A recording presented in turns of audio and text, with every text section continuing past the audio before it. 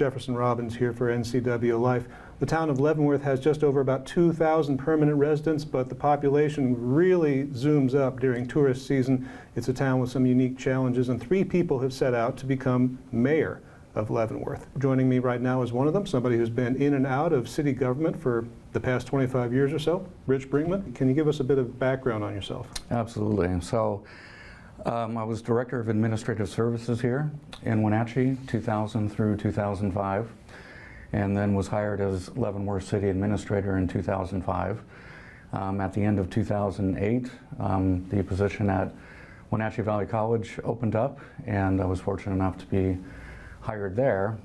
I was brought back to be Leavenworth City Administrator for 8 months in 2010, and then also served on the Leavenworth City Council 2016-2017.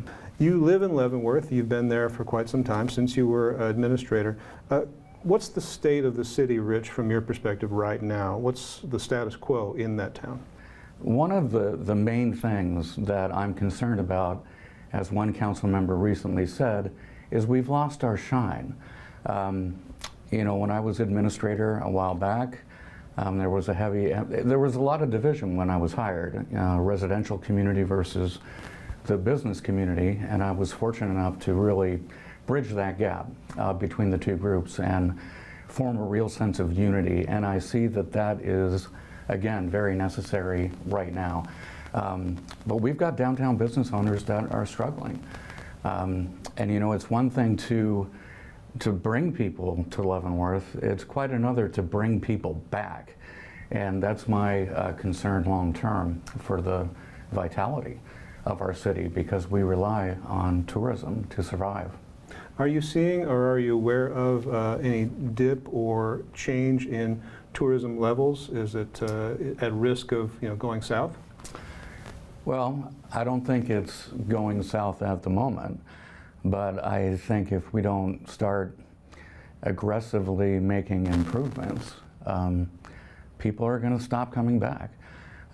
You know, Front Street is our welcome mat to the city, and it's in very poor shape. The downtown streets were in terrible condition when I was hired as city administrator, and I was fortunate enough to secure quite a bit of grant money to really revitalize the downtown streets. But Front Street is in real need of renovation. That's really, right, putting out our welcome mat to our visitors. So Rich, you talk about the need for addressing Front Street. Front Street is kind of an interesting situation right now because it's currently blocked off by order of the mayor, and it's a pedestrian plaza. And there's plans afoot, or at least a visioning process, to turn that into a permanent pedestrian plaza. Is that a step you agree with taking? I would agree with that, but it has to be done correctly. It doesn't look very good right now, and I would really like to see it beautified and have a real European feel. Talk about other projects that you think you might like to pursue if you're elected mayor. Are there specific strategies or goals you want to achieve? We have the 4th worst streets in the entire state of Washington. They're crumbling and falling apart, so that would definitely be a priority. We have a real problem with excessive speeding, especially in school zones. I've written 4 letters to the mayor and city council, 2 of which were signed by multiple neighbors of mine who share the same concern, and we're really not getting much help from City Hall in this regard. Now, to be fair, new Public Works Director Tom Wacholter has tried to do a few things, but it's a significant problem, and it's a school zone, and there are others throughout the city where we have this speeding problem. And I fear that someone's going to get hurt or killed. You got young kids on bikes trying to get to school, and you got people zooming 45 miles an hour in a 20-mile-an-hour zone. We also have a real issue, as I know you do down here too, with these altered, unmuffled vehicles that make the most obnoxious noise. And you know, this is a problem that has been enabled because there hasn't really been any action to try and stop it. And so that would be a significant priority of mine as well. And I don't care if it's 2-3 miles over the speed limit. We have to add, I mean, that sounds, you know, maybe a little too intense, but we have to reverse what's been enabled. You know, it's like with racism, if you don't stand up to it, you're perpetuating it. You're basically saying it's okay. And that's just something that we really need to reverse, is the speeding, especially in school zones. Well, when we talk about the priorities that you foresee if you were elected, what about priorities that the city has already set that you think are misguided? You know, pursuits or projects that the city has undertaken that you think should be reeled in? Well, you know, a big hot topic is affordable housing, which I believe they're referring to as workforce housing now, but you know, who doesn't support affordable housing? I mean, it's not just a problem in Leavenworth, it's a problem here in Wenatchee, it's a problem throughout the country. And again, who wouldn't support affordable housing? But I do think it's a bit misguided to put all your eggs in that basket when the city has many other very important needs. How would we address housing, Rich, in the city of Leavenworth? It's got about a $1,000, I think, average monthly rent, and median home price, last time I looked, $787,000 to $790,000 for a home, but trending downward a little bit. It's been a problem for years, so are there strategies that you could suggest pursuing in the next 4 years, if that's the term that you're allowed? Well, a couple things, Jefferson. One is that, I would support any affordable housing initiative. In fact, when I was city administrator, I was the one that found the grant money to complete the utility connection on an over-budgeted affordable housing project called Altea Village, there by Club West.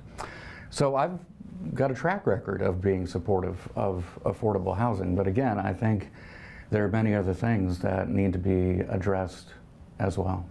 When people say to you, I'll vote for you if you fix A, B, or C, what are their concerns? What are they pointing out to you as problems?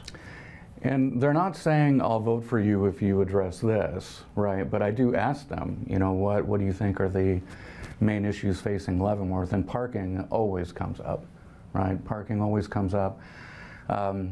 There's a real potential.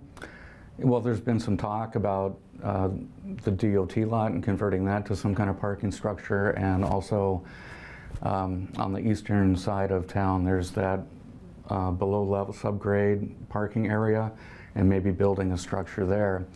But we have a real opportunity, I think, with a proposed development that would add 350 parking spaces available to the public.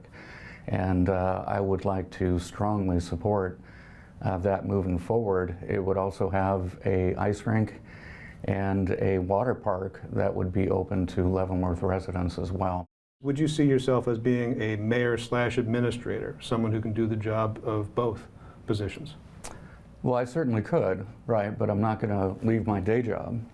As most mayors in small towns, they have their principal job, and then they serve as mayor as well, and that's why it's very important to have a very solid city administrator. So when I was working under Mayor Mel Wiles, I did the majority of the work and day-to-day operations of the city. And so I know the city well, and also that experience on the city council. I think we need really strong leadership at City Hall, and I think that is lacking a bit. So to speak, I know the city, and I know it well, and I was fortunate enough to be quite successful as city administrator, and I would bring all those same tools and energy to the mayorship. Rich Brinkman, candidate for mayor of Leavenworth, thanks a lot for being here. Thank you for your time. You're watching the NCW Life channel.